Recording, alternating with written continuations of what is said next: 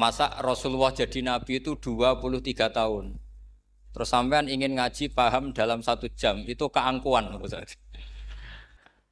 Jadi Rasulullah itu jadi nabi itu 23 tahun. Tapi orang ingin memahami Islam, nyewa kiai, diatur lagi itu kalau nggak pernah sepuh itu dosa, itu jelas itu. Itu 1 jam ingin paham.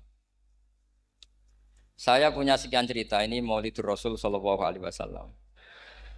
Itu dulu zaman Nabi itu ada ayat yang Jibril jauh-jauh dari langit turun ke bumi hanya membawa satu kalimat. Sehingga syarat seorang mufassir itu termasuk tahu pertanyaan kalimat apa yang hanya satu diturunkan Jibril, yaitu kalimat minal fajr. Jadi dulu awal-awal Islam itu ada ayat kamu makan wakulu washrobu hatta yatabayyana lakumul khaytul abyadu minal khaytil aswad. Jadi kalau malam puasa itu orang boleh makan selagi melihat benang putih sama benang hitam itu belum kelihatan. Tapi kalau sudah kelihatan mana yang hitam, mana yang putih, berarti otomatis imsak. Itu sahabat entah saking lugunya, itu ya benar-benar pasang benang hitam sama putih, dia makan.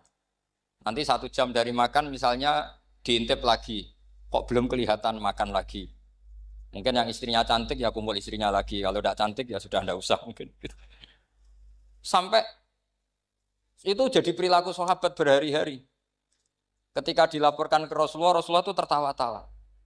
Kok ada begitu? Baru Jibril datang menerangkan minal fajr. Jadi benang hitam artinya masih malam, benang putih maknanya sudah fajar shadiq. Itu lama sekali. Saya terus mau cerita tentang sanad-sanad ilmu. Jadi Nabi itu 23 tahun. Dan itu tidak gampang, ada fasenya. Bahkan ada fase Nabi itu harus as-sukut anil mungkarat. As-sukut anil mungkarat itu diilmoni oleh pakar-pakar usul fikih. Apakah as-sukut anil mungkarat itu berarti mengekrori kemungkaran? Apa takhirul bayan? Saya ulang lagi pakai bahasa Indonesia. Ketika ada kemungkaran, Nabi diam. Itu diamnya karena nyari momen untuk ngandani. Atau memang diam itu dengan tanda kutip jangan-jangan dianggap ikrar. Makanya ulama usul fikih itu berdebat. Diamnya Nabi ketika melihat kemungkaran di awal Islam itu karena ada ma huwa aham, ada yang lebih penting yaitu menerangkan tauhid. Atau takut itu menjadi satu momok bagi mereka karena Nabi dianggap coro Jawa itu dianggap kecangkeman, sidik-sidik ngeloroi, sidik-sidik ngeloroi. Nah, perdebatan ulama dalam seperti ini itu penting sekali karena nanti menjadi satu rumus ilmu. Saya berkali-kali berpikir gini, misalnya Anda punya keponakan atau punya anak pacaran. Ada Pak D yang keras sekali, mesti marah. Itu nanti ponakannya nggak sempat dikandani karena main saja nggak berani, mesti Pak D itu marah. Karena ini Islam garis keras atau garis lurus atau apa lah nggak tahu. Pokoknya punya garis.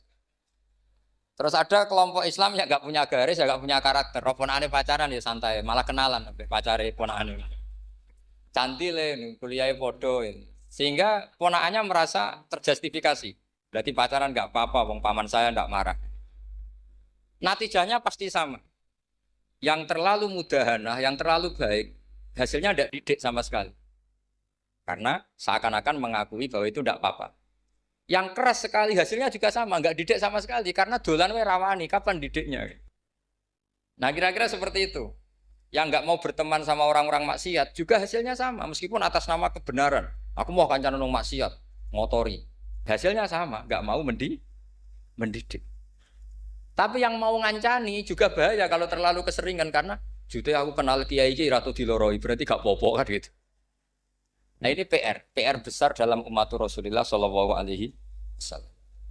Tadi saya diceritani Mbah Jamal berjuangnya di sini, nata dari kampung yang macam-macam menjadi kampung baik. Dulu saya Duki di Lasem ya gitu. Mbah Mun dulu ya sarang dihimpit 2 kampung yang masalah. Tapi lama-lama terus jadi kampung yang baik lewat tarbiyah, lewat biasa. Maka ketika kemungkaran kita biarkan, itu namanya apa? Namanya itu kalau dalam usul fikih itu takhirul bayan. Apa? mengundurkan memberi apa? Penjelasan. Karena sekali tidak dengan definisi ini, nanti takutnya dianggap al-iqrar alal mungkar, dianggap ngakui kemungkar. Nah, saya termasuk orang yang sangat usuli ya, sangat memahami Quran, hadis itu secara disiplin ilmu usul fikih.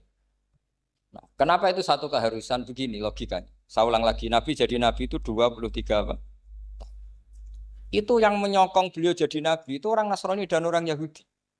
Karena itu satu-satunya perangkat yang harus dipakai. NU belum ada, sama nggak usah GR bela Nabi, NU pas itu belum ada.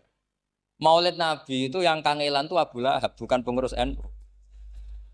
Sampai sekarang dalil Maulid itu masih pakai Abu Lahab. Jadi ini ya NU itu termasuk organisasi yang luar biasa. Abu Lahab itu jadi dalil. Jadi Abu Lahab dengar kalau iparnya, Abu Lahab itu iparnya Aminah, iparnya Sayyidah siapa? Dengar Aminah lahir, nggak punya suami, saking senengnya canggalemnya beliau, itu dimerdekakan. Ya setidaknya untuk hari Senin tak sebut beliau loh, karena pas soleh. Nanti Selasa Rabu sudah ada. Itu dimerdekakan.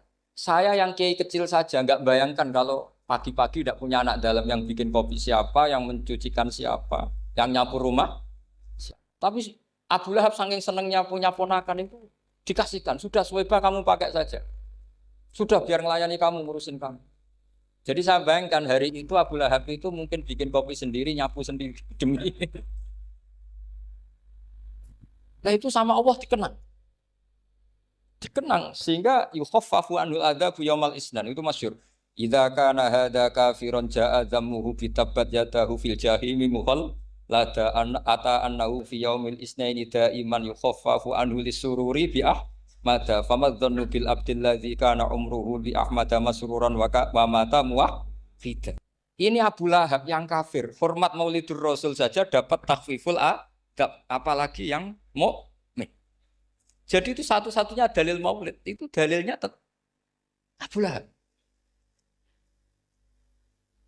Ya makanya terus kita itu dibully sama kelompok sebelah, dalil kok Abu Lahab.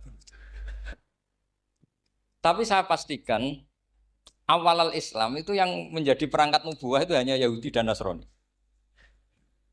Karena yang lainnya nggak tahu Nabi itu apa.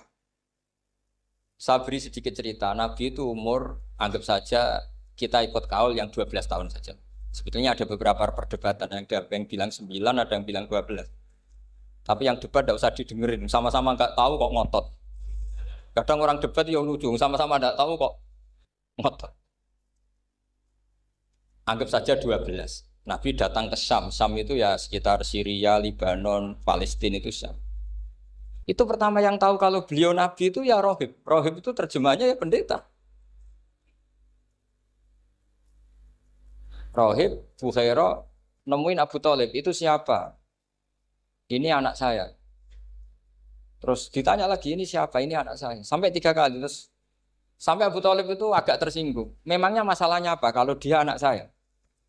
Terserah Ibu Bukhairah bilang gini, semua alamat Nabi pada anak ini itu ada semua, kecuali kecelakaannya satu, anak kamu.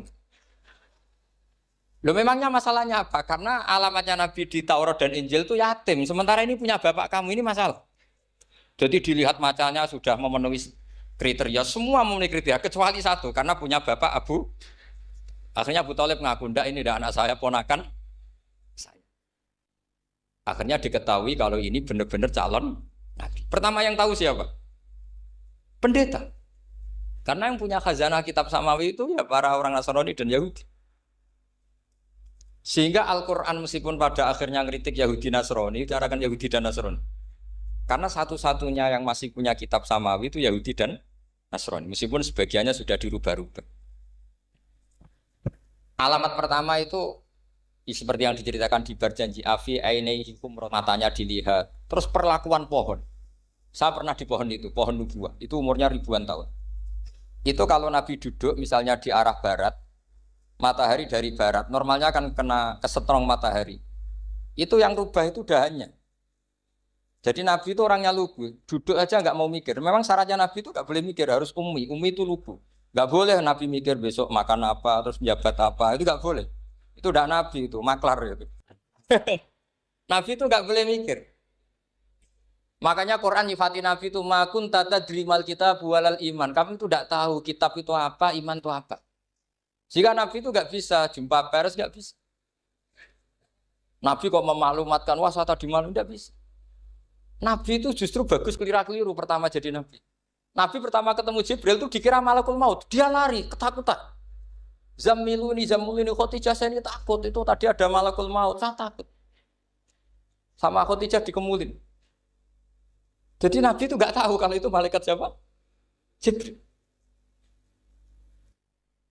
Jibril nggak bisa dia kenalan kak di seminar. Ini malaikat Jibril pernah kuliah di sini, nggak bisa seperti itu.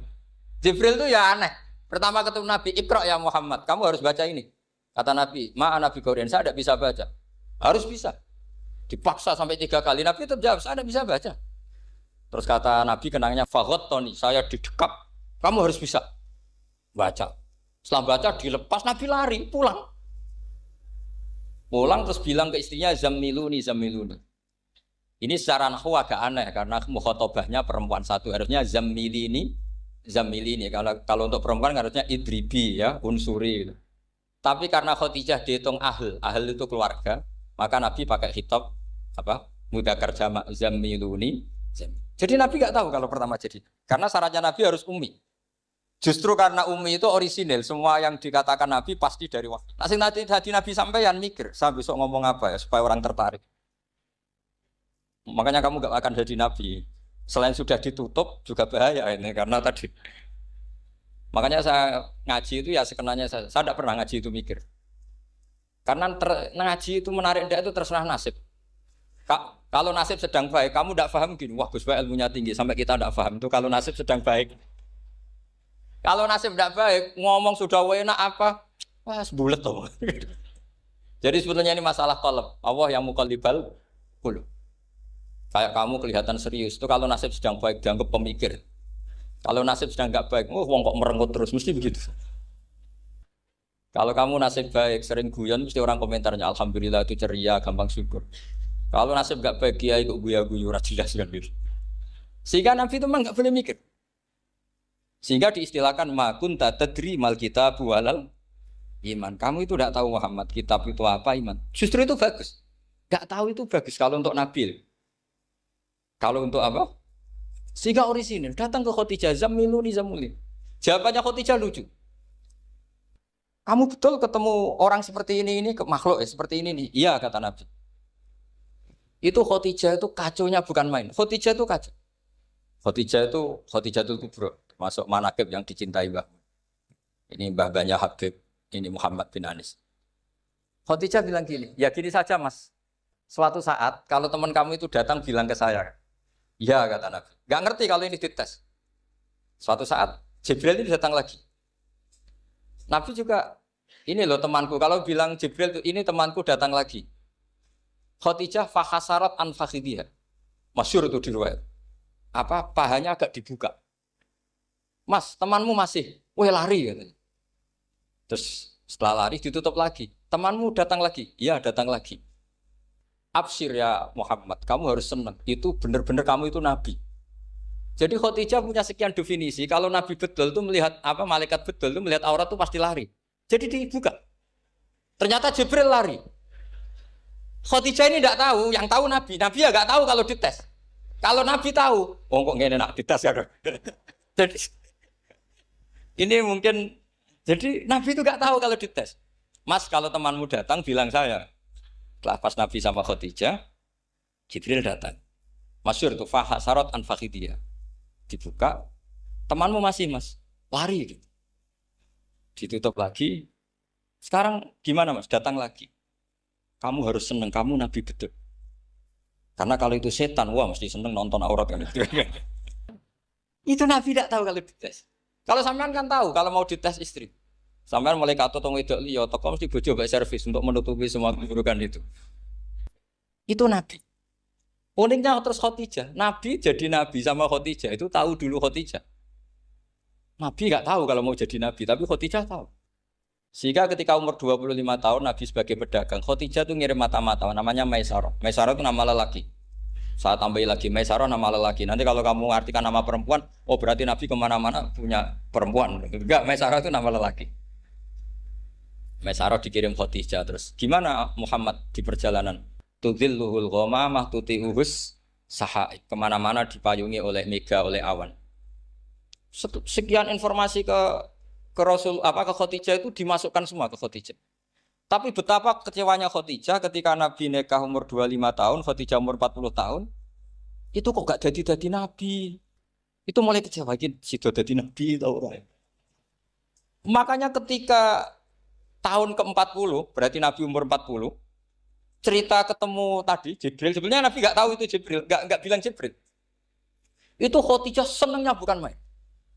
Karena apa yang dibayangkan dia terjadi. Fa wa la yuzika wa abadan innaka la tasilur rahim wa tahmilul kalla wa taksibul maqdud wa taqridu fa wa tu'inu ala nawaibil haq. Lah bahasa Pak Said Akil syarat jadi rais Suriah harus hafal katanya gitu. Sonono syaratnya jadi ulama. Saya ini jadi ulama sebelum di NU. Banyak kata Mbak Mun dulu guyon kiai ono loro, ono kiai sing ning NU, berarti kiai sik lagi ning NU. Ono sing kiai NU nak gak pengurus NU ora dadi kiai gitu. Itu guyonannya Mbak Mun. Akhirnya Khadijah itu sempurnanya bukan main karena pernah ragu 15 tahun. Kan dari umur 25 Nabi kemudian nggak tahu bukti berikutnya. Makanya terus ini jadi Nabi enggak. Setelah umur 40 benar-benar Nabi, paginya diajak ke Waraqah bin Naufal, masih pernah paman sama Khadijah. Ya Ami ini Ibnu Akhika mau cerita. Terus Waraqah ini Nasrani. Di kitab Bukhari Ro'an tanah sorofil jahiliyah wayak tubuh Injil bil Ibraniyah masya Allah ayat. Jadi Waraqah itu penginjil, pendeta. Tapi nanti loh kamu jangan salah paham. Terus kayak pendeta sekarang ada periode di mana Injil masih asli dan ada periode ini yang sudah muharraf. Itu kan dia itu lafaznya ulama. Akhirnya Waraqah tanya, kamu ngomong saja ya Ibnu Akhi, manggilnya seperti itu. Akhirnya Nabi cerita ketemu Jibril, enggak sebenarnya beliau enggak tahu itu Jibril cerita. Terus kata Waraqah, hadan namus alladzi ja'a bi Musa. Masih pakai bahasa namus, hadan namus alladzi ja'a bi Musa. Itu namus semacam malaikat yang mendatangi Musa. Terus uniknya Waraqah bilang gini. Wa iyudrikni yaumuka ansuruka nasron mu'azzar. Andaikan saya menemukan hari ketika kamu jadi nabi, akan saya bila mati-matian. Kapan itu, paman? Khina yukhrijuka kaumu, ketika kamu diusir oleh kaum kamu. Nabi sebagai orang baik, makanya GR jadi orang baik itu ya boleh. Nabi sebagai orang baik itu tanya, awamu khrijiyahum. Kalau kiai-kiai maknani awamu khrijiyah ana ta iku wong sing ngetokno ingsun hum utai kaumi. Masa saya nanti diusir kaum saya? Saya ini termasuk keluarga terhormat. Perilaku saya baik. Masa saya nanti diusir? Terus kata Waraqah, tidak ada seorang pun yang jadi nabi kecuali nanti ngalami diusir. Jadi yang tahu mau diusir itu ya Waraqah. Nabi malah tanya, masa saya nanti diusir? Karena tadi syaratnya Nabi harus ummi. Ummi itu keibu-ibuan. Jadi nggak tahu. Tapi nggak tahu di Nabi itu sifatu madkhin, sifat pujian. Bukan sifatu naqsin, sifat apa? Kekurangan. Akhirnya Nabi mulai sadar. Wah, jadi Nabi tenan kan gitu. Jadi saya ini termasuk orang yang sangat-sangat susah ketika orang ingin belajar Islam itu instan. Dulu Nabi jadi Nabi itu 23 tahun. Itu untuk menemukan teori masbuk, tidak nyalip imam, itu Nabi juga lama.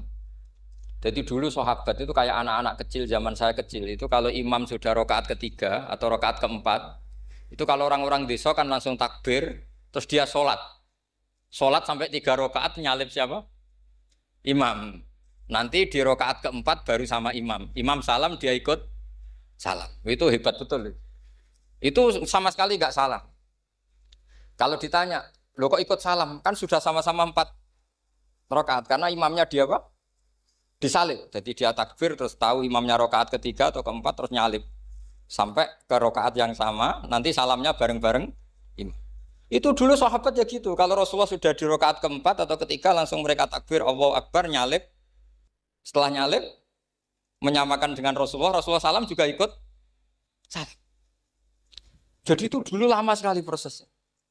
Sampai ada satu peristiwa Mu'adz bin Jabal datang, kemudian Nabi sudah sholat, berarti masbuk kalau dalam bahasa fikih. Mu'ad langsung ikuti Nabi, setelah Nabi salam baru Mu'ad menambahkan jumlah rakaat yang tertinggal. Terus semenjak itu jadi sunnah, jadi sunnatan mutaba'ah kalau masbuk ikut imam, kemudian hanya menambahkan rakaat yang apa? Tertinggal.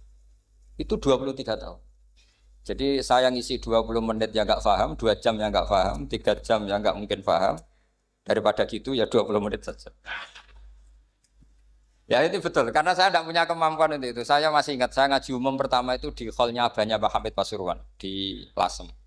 Kedua di Pak Hamid Pasuruan kemarin. Terus tadi di Kiai Robah Maksum, itu ajudannya 3 kali ke saya tidak mau. Kiai Robah datang sendiri, sudah sepuh dituntun. Saya ini agak-agak soleh lah, kalau sama orang sepuh itu pengapesan. Masih ingat lah aturan mainnya laisa minna walam yarham saghirona wa yuwaqqir haqqa kabirina. Tapi yang sepuh betul kayak Mbah Jamal itu sepuh betul. Ada sepuh gaya-gayanan tidak mau. Karena memang Mbah Jamal itu besanan sama saya, Mbah Sahal itu misanan saya, misanannya Mbah saya. Terus dapat Mbah Nafisa ya keluarga sini. Saya teruskan kalau Mbah Robah itu faktornya sanad. Robah bin Maksum, Maksum ini muridnya Mbah siapa itu? Fakih Mas Kumambang. Mbah Zubair dulu ya ngajinya sama Mbah Fakih apa? Mas Kumambang. Kemarin seminggu yang lalu saya di Pondok Termas ya faktornya sepuh. Karena sanad saya Mbah Mun, Mbah Zubair, Kiai Fakih Mas Kumambang, kemudian Mbah Mahfud apa Termas. Maka berjanji itu kitab yang masalah madaih itu bagus secara tarikh. Jadi kita madaih itu beda-beda. Ada yang kayak Habib Ali. Habib Ali itu lebih ke isek itu berontok. Jika saya suka baca Simtud Duror itu kalau pas isek, pas berontok. Bronto itu ya pas kangen Nabi, biasanya saya wudhu terus baca Simtud Duror, itu pas isek. Tapi kalau saya ingin baca sejarah suka berjanji. Kalau Habib Ali jelas isek. Yang duriannya sekarang di Solo termasuk Habib Muhammad bin Husain bin Anis bin Alwi bin Ali yang punya Simtud Duror. Jika kalau beliau baca sholawat ya sholatan yattasilu biha ruhul musalli alaihi. Fayam basitu fi qalbi sirunu rita'aluki bi wa hubbi. Fayuktabu biha bi inayatillahi nabu fi hisbi. Kalau berjanji enggak, dia tahu problem utama Nabi itu nasabnya karena beliau orang Quraisy, orang jahiliyah yang dikira enggak punya darahnya Nabi Ibrahim. Maka beliau pertama ngarang diantaranya wa ba'du fa'aqul huwa Muhammad bin Abdullah bin Abdul Muttalib wasmuhu Syaibatul Hamdi Khumitat Khisalusaniyah. Saya pastikan Muhammad cucunya Abdul Muttalib. Dia yang punya pintu yang mau masuk ke Ka'bah namanya Babu Bani Syaibah. Itu nama lain dari Abdul Muttalib. Terus diteruskan. Abdul Muttalib bin Hasyim terus sampai wa adnanu bila raibin itadzawil ulubin nasabiyah ila dabihi Ismail nisbatuhu wa muntah. Karena berjanji ingin ngomong, ingin memaklumatkan ini Muhammad. Kamu kira orang mana? Beliau adalah turunan Ibrahim. Kayak apa alimnya yang ngarang berjanji? Ya, saya berkali-kali ngomong di mana-mana. Lah berjanji itu nasibnya kurang baik. Dibaca bahasa Arab, yang baca nggak paham, yang dengar nggak paham. Akhirnya kubu sebelah dianggap baca mantra. Nah, terus dihukumi bid'ah kan? Coba kalau itu ditulis bahasa Indonesia. Nasab Muhammad. Dia punya bapak Abdullah, punya mbah Abdul Muttalib gini-gini. Paling kubu sebelah tidak akan bilang bid'ah. Mesti ngomong ini buku sejarah. Jadi gara-gara bawa bahasa Arab, sing maca ora paham, sing nyenggaki ora paham, terus koyo mantra. Sing kritik yo luwih ora paham. Sudah akhirnya. Jadi berjanji itu bela-belain Nabi itu yang dilihat sisi nasab. Makanya beliau ngendikan wa'adnanu bila raibin intadzawil ulumin nasabiyah ila dzabihi Ismaila nisbatuhu wa muntah. Itu juga orang Yahudi. Akhirnya orang Yahudi banyak yang iman. Ternyata Muhammad itu tidak orang lain. Sampai mereka bilang Muhammad minal asbab. Muhammad itu tidak lain saudara kita. Akhirnya orang Yahudi banyak yang iman. Jadi pertama Nabi jadi Nabi itu yang tahu ya orang Yahudi dan orang Nasrani karena mereka pasti punya sisa-sisa kitab samawi. Nah, itu yang diceritakan Ka'bil Ahbar. Ya al-haditsus tsani an Yasar bin Atha an Ka'bil Ahbar. Qala allamani abi Tawrata ila sifran wahidan kana yaktimuhu wa yudkhiluhus sunduk falamma mata abi fatahtuhu fa idzan fi nabiyyun yakhruju akhiras zaman maulidu bi Makkah wa hijratu bil Madinah wa sultanuhu bisyam. Ya, jadi ini saya urun nerangkan maulid. Tapi jangan diundang lagi. Ya, jadi, pokoknya saya ini kaidahnya jelas. Kalau tidak pernah sepuh ngundang saya haram. Aturan fikihnya kan gitu. Kalah alim ngatur yang alim haram. Kalah tua ngatur sing tua haram. Tapi nak wong tua ngatur sing nom ono kemungkinan halal. Mereka ono kemungkinan sing nom ra nurut wong tua itu dosa. Makanya kalau saya dipanggil yang pernah sepuh, waduh cocok ra cocok ya samina wa ta'na. Karena Mbak Jamal ini abahnya Gus Rozin, biasanya Basal. Terus saya pokoknya tak ingat saya pengajian umum tuh baru ke-7 ke 8. Semoga ya nanti sampai mati ya jumlahnya masih bisa terhitung. Tapi kalau ngaji rutin saya terus. Saya terus ngaji rutin. Saya pernah baca hikam di Jogja khatam. Kalau di pondok saya sudah nggak terhitung saya khatam berapa kitab nggak terhitung karena saya sering ngaji rutin. Sehingga Diba itu kitab kesayangan Habib Ali. Habib Ali sebelum ngarang Simtud Duror itu beliau nginduk kitab apa? Diba, masyhur. Jadi saya ulang lagi ya, kalau Diba sama Berjanji lebih ke tarikh, kalau Habib Ali ke Isyak, semuanya baik. Saya baca Habib Ahmad Al-Habsyi Pasuruan pernah tak tanya, kenapa kalau Maulid baca tiga-tiganya? Ben gak asobiah Gus, ben keduman kabeh. Saya itu setengah hafal semua, tiga-tiganya setengah hafal. Berjanji cerita, Al-Hadis Susah, Diba yang ini Diba, Al-Hadis Susani an Yasar bin Ato an Kabil Akbar. Kata Kabil Akbar, saya ngaji sama bapak itu, Taurat itu khatam. Tapi saya itu iskal itu janggal. Kenapa ada satu lempiran yang nggak diajarkan? Disimpan fisunduk. Jadi orang Yahudi itu ada baiknya. Mestinya kalau mangkal kan dibakar supaya hilang jejak. Enggak. Karena Yahudi itu ada unsur nubuah. Karena babanya Yahuda bin Yakub bin Ishak bin Ibrahim. Tapi Yahudi yang orisinal ya. Saya berkali-kali ngaji bilang Israel itu kalimatu madkhin, pujian. Sehingga Israel disebut wa ani faddaltukum alal alam itu Israel yang bani karena ada gennya Nabi. Kalau Israel yang sekarang itu nation, sebuah negara. Mereka ada yang Zionis, ada yang turunan Eropa, Amerika, terus Islamfobia. Itu beda Israel yang negara dengan Israel yang bani. Kalau yang bani itu ada unsur gen para apa? Nabi, sehingga ya bani Israel. Tapi kalau Israel sekarang nama sebuah negara. Sehingga ketika Allah bilang ya bani Israel itu khitabnya pada penduduk Medina.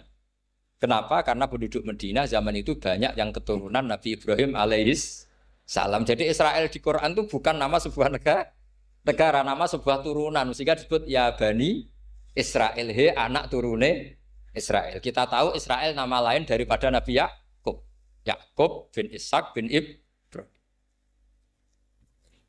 Ya karena memang saya nekuni ilmu. Kalau tadi yang Banjari kan nekuni suara. Jadi suaranya bagus. Itu kalau nggak ditopang al-jamalul akli, logikanya juga bagus. Itu bahaya, nanti orang mau nyanyi tok.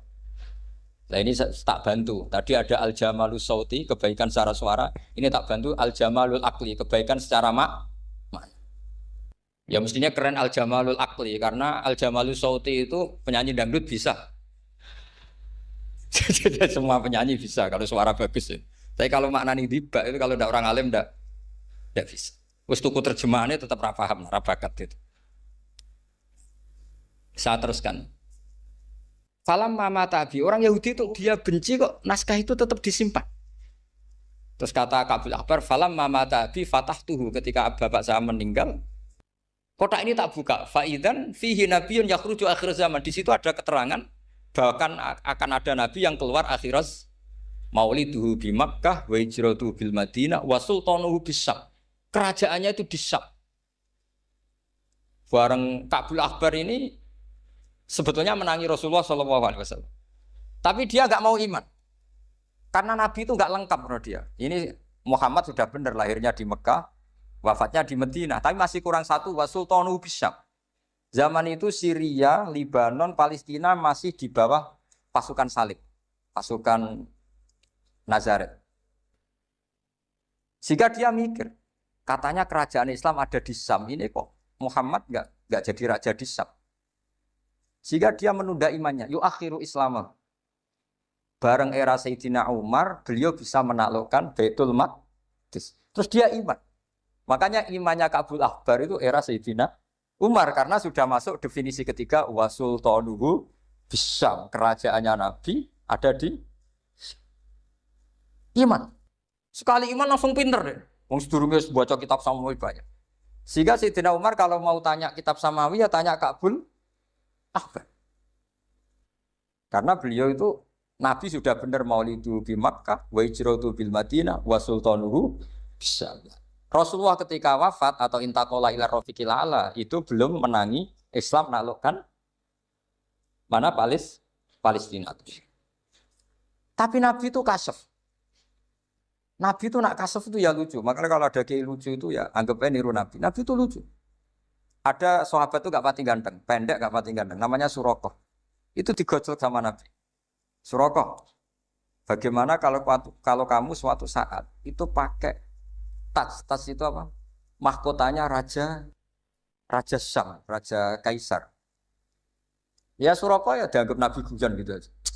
Nabi guyon naik cerita.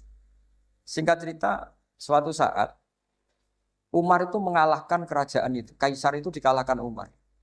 Saking takutnya lari, mahkotanya itu jatuh.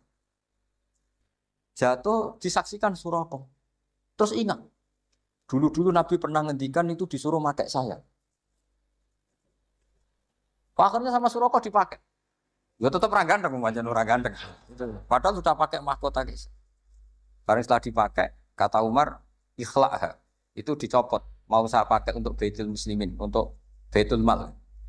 Kata Surakoh, bukankah Nabi ngendikan kalau ini yang pakai saya?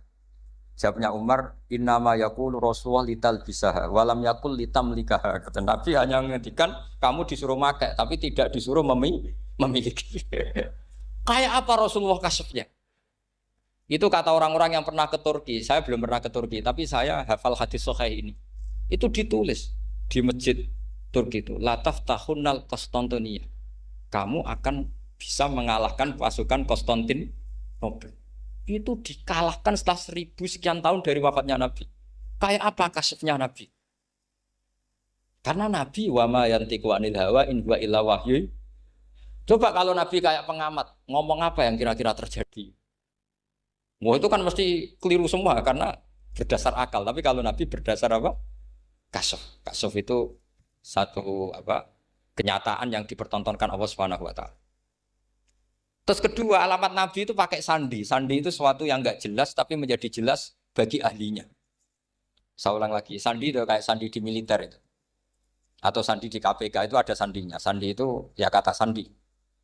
Saya pernah diceritani Pak Busro Muqaddas ketika ketua KPK itu lucu. Wah, sandinya koruptor saya tambah kacau Pak. Itu kalau bilang uang, itu kalau yang kemarin rame kan apel Amerika sama apel Malang. Kalau apel Amerika berarti US apa? Dolar, kalau apel Malang berarti apa? Setelah KPK tahu sandinya diganti Ustadz. Jadi koruptor kalau mau korupsi ini pun temannya. Loh ini Ustadznya sudah siap loh, kamu gak ikut pengajian. Itu sempat penyadap KPK itu gak mau ngecek. Masa orang pengajian dicek. Ternyata ya gak ada acara pengajian. Ustadz tuh maknanya uang. Koruptor saking ngerti itu disadap KPK itu sandinya gimana? Datang nggak ke sini, ini ustadznya sudah siap, ini ada pengajian. Hampir KPK itu nggak ngecek karena pengajian, ustadznya sudah siap. Setelah digerebek ternyata ustadz tuh sandi dari makna apa? Uang, gak kurang ajar itu ustadz katanya. Jadi kalau di sini ditangkap KPK berapa ustadz ini sudah? Ada Habibnya lagi, ada Habib Muhammad ini. Nah, Al-Farisi itu pemikir, dia orang Persia. Di mana-mana orang Persia itu pemikir. Persia itu kalau sekarang ikut Iran. Itu dia ngaji lama sekali sama pendeta-pendeta itu. Kebetulan dia punya pendeta yang belum muharraf, belum muharrif atau belum muharraf.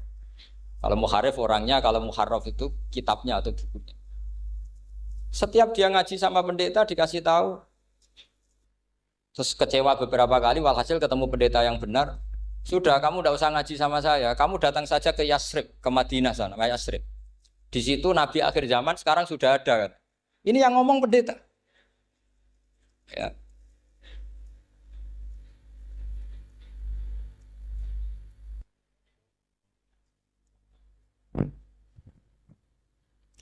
Ya terus sandinya itu 3. Itu aneh semua sandi. Sandinya pertama layak balus sodaqoh. Lalu saya tahu kalau itu Nabi gimana. Pas itu posisi di Babylon. Babylon itu sekarang ikut Irak. Babylon itu ikut Irak. Dia orang Persia, kira-kira sekarang Iran. Terus dia kerja di Babylon, kalau sekarang ikut Irak. Makanya ada yang cerita Nabi Ibrahim itu orang Babylon, berarti orang mana? Irak. Kemudian pindah ke Syam, kemudian sempat hidup di mana? Makkah. Akhirnya datang. Beliau di Babylon diceritain. Terus beliau miskin. Terus ada kafilah dari Yasrib, dia bilang, saya siap jadi budak Anda, asal saya dibawa ke Yasrib. Akhirnya Salman jadi budak. Jadi budak, dia di Yasrib jadi budak. Demi penelitian itu dia jadi budak. Padahal dia orang pinter sekali, namanya Salman Al-Farisi. Setelah jadi budak, dia di Yasrib. Suatu saat dia kerja dapat ujroh. Ujroh itu upah. Datang ke Rasulullah. Ya Muhammad, manggilnya masih jangkar. Ya Muhammad, saya punya banyak uang. Kamu kan punya sahabat banyak, punya santri banyak. Ini tak sedekahkan ke kamu. Apa kata Nabi? Sahabat dipanggil semua. Halumu ilayya, ayo kesini, ini makan, ini ada sedekah. Terus kata Salman kenangannya, walam ya'khud min hasya'an. Bahkan sebagian riwayat mengatakan falam yamussa. Nabi nyentuh saja enggak mau. Karena diistilahkan sedekah. Terus kata Salman, hadhihi wahidah, ini satu alamat. Itu sandi. Enggak ada yang tahu kecuali ahli kitab. Setelah seminggu, 2 minggu dapat uang lagi. Ya Muhammad, hadhihi hadiyatun laka, ini hadiah untuk kamu. Nabi langsung ikut dahar. Hadhihi sintan, ini 2. Kalau logika kita pakai pengamat, bedanya apa? Sedekah ya dapat, hadiah ya dapat. Kan nggak ada bedanya sama sekali. Ternyata itu sandi. Sandi wayak balus hadiah tapi walayak balus sedekah. Nabi itu nerima hadiah tapi nggak nerima sedekah. Bagi orang kebanyakan kan bedanya apa? Sama-sama dapat. Kiai pakai duit 1 juta, mbok arani sedekah ya ditampa. Mbok kayak 50.000 diarani hadiah ya ditampa. Sementing kan duit. Tapi kalau Nabi tidak bisa seperti itu. Kalau dikatakan sedekah nggak mau nerima, kalau hadiah akhirnya wah ini sudah ada 2 alamat. Jadi alamat tuh ya kadang aneh, masa sedekah sama hadiah dibedakan. Terus ketiga, wa fi katifihil aisar khatamun nubuwah. Mislu baidatin nu'amah. Di katifil aisar, apa kalau orang sini bilang apa? Pundak yang kiri itu ada khatamun nubuwah, ada alamat bahwa beliau adalah nabi akhir zaman. Yaitu mislu baidatin nu'amah, kayak semacam telur manuk darah. Wah itu pusing. Waduh, caranya ngelihat gimana? Dia berkali-kali datang ke situ. Nabi itu orangnya priayi, jadi sering pakai baju. Kalau Nabi ini jenengan sering blodor gampang. Ini kan Nabi kan sering priayi. Tapi Nabi itu memang unik. Ketika Salman ke situ, pas beliau mau wudu, biasanya nggak pernah pakai buka baju. Nabi dibuka bajunya. Waktunya Salman fa'aqab ba'alaihi, bersungkur di depan Nabi kemudian mengatakan aman tu bika ya Rasulullah. 3 alam. Lagi-lagi 3 itu juga didapatkan dari ahli kitab. Makanya di awal-awal Islam itu ahli kitab itu luar biasa. Meskipun akhirnya di akhir-akhir masalah karena banyak oknum yang mentahrif itu. Jadi saya mohon ilmu-ilmu seperti enggak boleh hilang. Jangan mentang-mentang orang Yahudi Nasrani sekarang sudah muharraf, kamu terus anti sama sekali. Tetap ada sisa-sisa samawi. Karena mereka masih megang kitab apa? Samawi. Jadi kita fair saja. Yang salah ya salah, yang benar gini apa? Benar. Makanya saking fairnya Nabi, ini harus ditiru oleh semua orang NU, orang Muhammadiyah, orang apa saja. Nabi itu kalau menghormati satu ilmu itu luar biasa.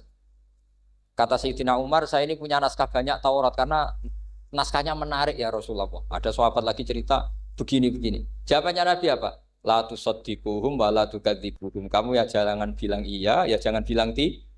Kalau kamu bilang iya, ternyata yang pas muharraf, yang pas sudah ada orisinil.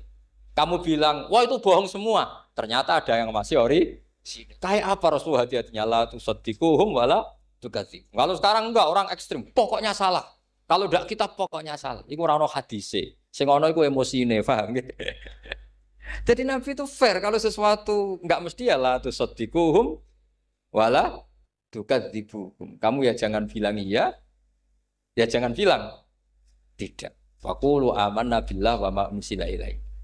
Jadi ini kebanggaan kita terhadap Rasulullah Shallallahu Alaihi. Makanya kitab Fathul Bari, sarahnya Bukhari, termasuk komentarnya Said Muhammad di beberapa kitab beliau, di Mafahim di beberapa kitab. Kamu jangan terlalu fikih. Kalau terlalu fikih kan nggak boleh mempercayai omongan orang kafir, orang ahli kitab. Karena awailun nubuwah itu yang komentar semua ahli kitab. Awailun nubuwah itu yang tahu bahwa Nabi Muhammad calon nabi itu semuanya data dari ahli apa? Ahli kitab. Sudah akhirnya Nabi ketemu Jibril lagi. Yang turunkan ayat ya ayyuhal muddatsir qum fa'anzir wa rabbaka fakabbir wa thiyabaka fatahhir wa rujza fahjur wa la tamnun tastakbir wa li rabbika fasbir. Nabi mulai yakin ketemu Jibril. Setelah sering ketemu Jibril, Nabi ya dengan tanda kutip nggak tahu aturan mainnya lagi. Setiap ada pertanyaan bilang gini, sudah tak jawab besok. Mentang-mentang besok Jibril datang. Ternyata Jibril tidak datang. Sampai 40 hari. Akhirnya dibully sama umatnya. Mat dari iso jawab ternyata tidak bisa. Piye Jibril ora teko. Akhirnya diwarai meneh. Ngene lho carane dadi nabi wala taqulanna lisein ini fa'ilun dzalika hudan illa. Jadi Nabi sudah kamu besok datang ke saya tak jawab karena Nabi mentang-mentang besok mau konsultasi sama apa? Jibril. Ternyata Jibril tidak datang karena Nabi lupa ada mengatakan kalau Nabi itu tahu semua, pasti Nabi mengatakan insya Allah dulu. Tapi Nabi memang sebaiknya nggak tahu. Umi, justru itu wa ma yantiqu anil hawa in huwa illa wahyu. Itu beberapa peristiwa. Sehingga syaratnya jadi wali, karena wali itu warasatul anbiya. Ya kudu rada goblok sithik-sithik. Enggak boleh wali kok cerdas, analisis enggak boleh. Wali kok delok TV ngrungokno pakar-pakar analisis. Iku ora wali, jadi maklar. Enggak boleh.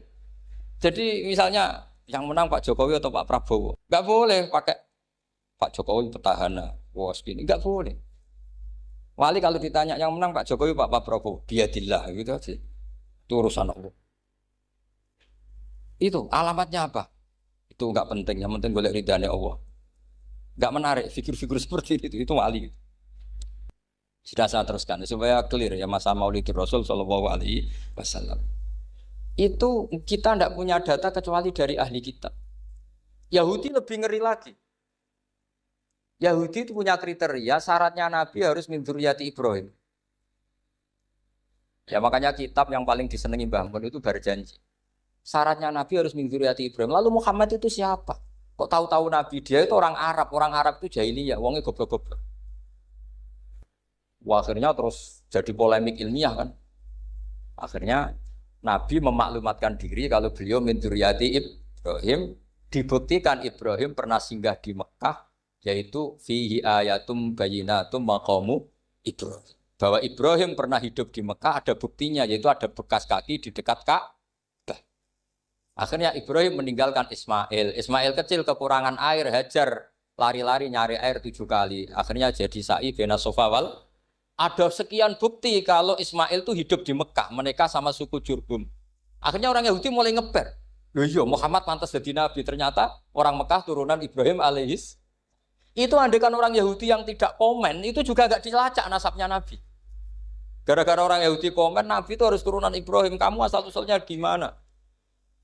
Akhirnya Allah sendiri yang menjawab bahwa Nabi lahir dari Ibrahim. Padahal Ibrahim itu orang Palestina. Logikanya gimana? Ternyata Ibrahim pernah singgah di Mekah. Ada bekas kakinya, ada ritualnya yaitu lari bena sofa wal marwah menceritakan wal marwah menceritakan apa? Ibrahim ketika nyari apa? Siti Hajar ketika nyari apa? Itu disebut fihi ayatum bayyinatum maqamu